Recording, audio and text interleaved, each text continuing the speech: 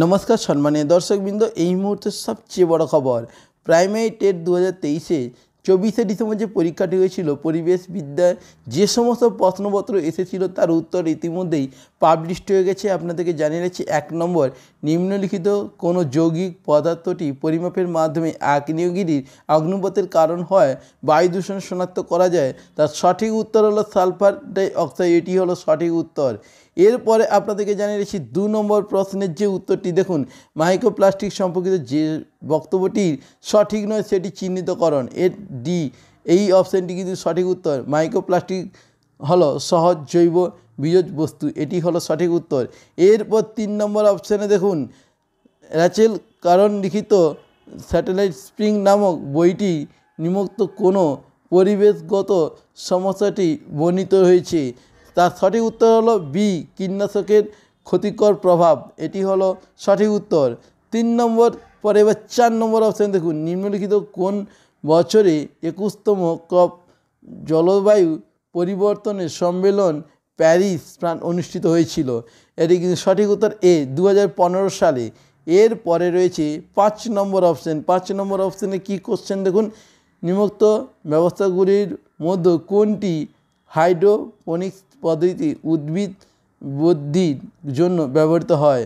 অর্থাৎ আপনারা বুঝতেই পারছেন এর সঠিক উত্তর হলো সি মৃত্তিকাবিহীন ব্যবস্থা।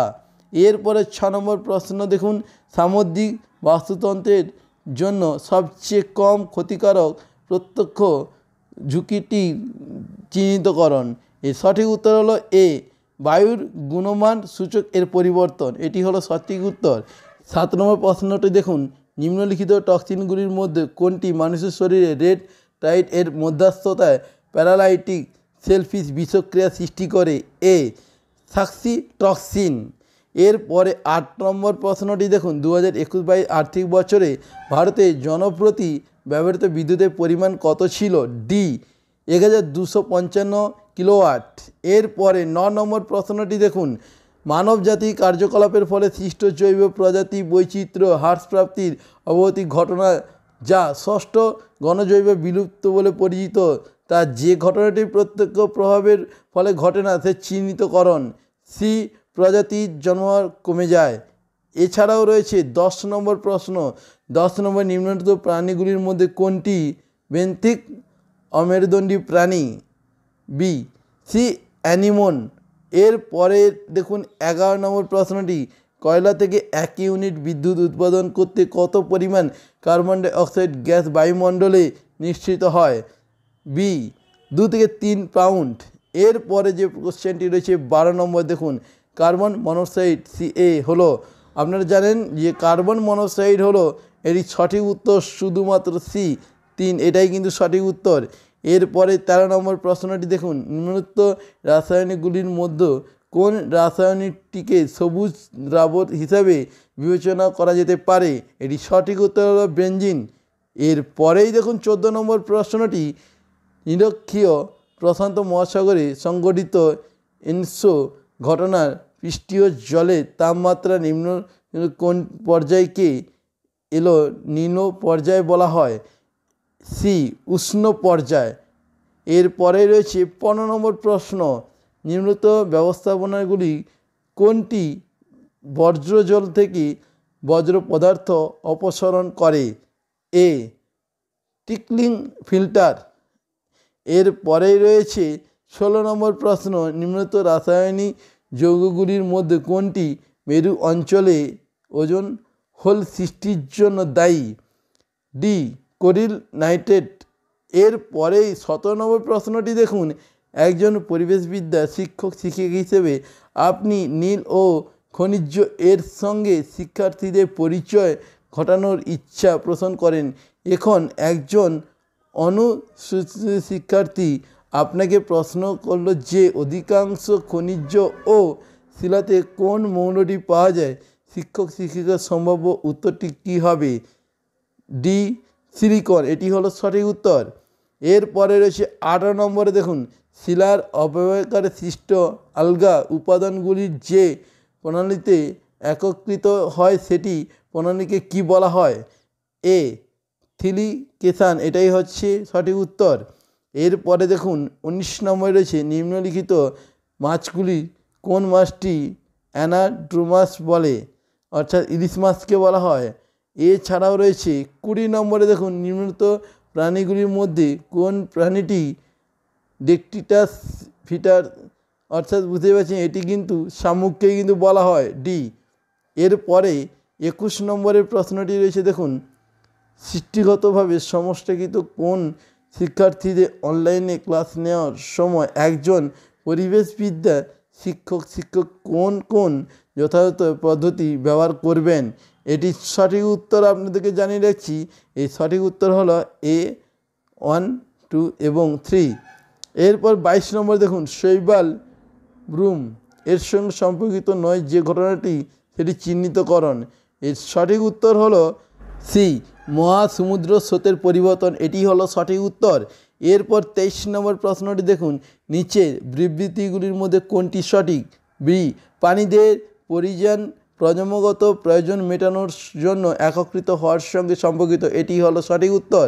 এরপরে 24 নম্বর প্রশ্নটি দেখুন একজন পরিবেশবিদ্যা শিক্ষক শিক্ষিকা একটি কঙ্কালের সাহায্যে তার শিক্ষার্থীদের বিভিন্ন ধরনের অস্থিসন্ধি ধারণা দিচ্ছেন। এখন তিনি দেহের বিভিন্ন শরীর ও স্থানের সঙ্গে বল ও সংকেত অস্থিসন্ধি নির্দেশ করলেন। শরীর এবং স্থানীয় অংশসমূহ শনাক্তকরণ। এর সঠিক উত্তর হলো ডি নিস্তব্ধ ও কাঁধ। এর পরের যে প্রশ্নটি নিয়ে আলোচনা করব 25 নম্বর ভিন্ন প্রজাতির সঙ্গে প্রভাবিত জিন ধারণকারী প্রাণী ও উদ্ভিদ কাকে বলা হয়। বি ট্রান্সজেনিক একে বলা হয়। এরপরে 26 নম্বর দেখুন নিচের বাক্যগুলি পড়ুন এবং সঠিক বিকল্পটি বেছে নিন। এর সঠিক উত্তরটি হবে, এখানে কিন্তু সঠিক উত্তরটি দেওয়া রয়েছে দেখুন এ বি এবং আর উভয় সত্য এবং আর হলো এ এর সঠিক ব্যাখ্যা। এরপরে 27 নম্বর প্রশ্নটি দেখুন পরিবেশবিদ্যা শিক্ষিকা এবং শিক্ষক হিসেবে আপনি সান্দারল্যান্ড জীব বৈচিত্র্য স্পটের কোন একটি অঞ্চলে একটি ক্ষেত্র ভ্রমণ সংগঠন করলেন এবং সেখানকার বিভিন্ন উদ্ভিদ ও প্রাণী নিয়ে আলোচনা করলেন। এমন শিক্ষার্থীরা নিজেদের মধ্যে পারস্পরিক যত বিনিয়োগ করলো এবং শিখন ঘাটতি কমাতে পারল। সান্দারল্যান্ড হটস্পট বিষয়ে নিচের কোনটি সঠিক, সেটি এখানে কিন্তু সঠিক উত্তর কিন্তু দেওয়া রয়েছে দেখুন সঠিক উত্তর হলো ডি নিকোবর দ্বীপপুঞ্জ, এটি হলো সঠিক উত্তর। এরপরে 28 নম্বর প্রশ্নটি দেখুন নিম্নলিখিত কোনো দুটি মস্তিষ্ক কেন্দ্র মানুষের গ্লোবাল এবং পজিশনিং সিস্টেম হিসেবে কাজ করে।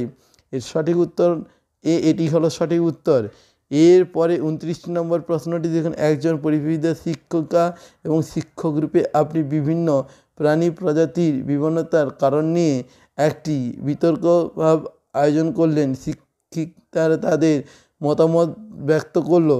এখন বিতর্কের উত্তর রয়্যাল বেঙ্গল টাইগার, সিংহ গন্ডার এবং গঙ্গার শুশুর এবং সর্বগন্ধা মেরু ভালুক পপুলেশন হ্রাস সংঘর্ষের নির্দিষ্টকরণ জানা গেল।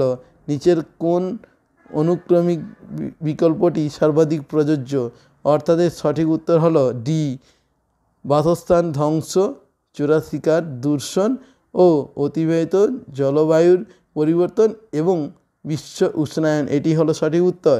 এরপরে 30 নম্বর প্রশ্নটি দেখুন নিম্নলিখিত কোনটি ভারতের প্রথম বায়োস্ফিয়ার রিজার্ভ। এর সঠিক উত্তর হলো সি নীলগিরি বায়োস্ফিয়ার রিজার্ভ, এটি হলো সঠিক উত্তর।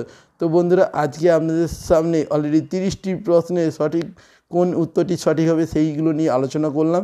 এরপরে পরবর্তী কোনো ভিডিও নিয়ে আবার আপনাদের সাথে দেখা হচ্ছে। যারা প্রথমবার চ্যানেলে ভিডিও দেখছেন অবশ্যই চ্যানেলটিকে সাবস্ক্রাইব করে পাশে এসে বেল আইকনটি প্রেস করে অল নোটিফিকেশন অন করে রাখবেন এবং এই ভিডিওটি আপনারা বন্ধুবান্ধবকে শেয়ার করে দেবেন। আপনারা প্রত্যেকে ভালো থাকবেন, ধন্যবাদ।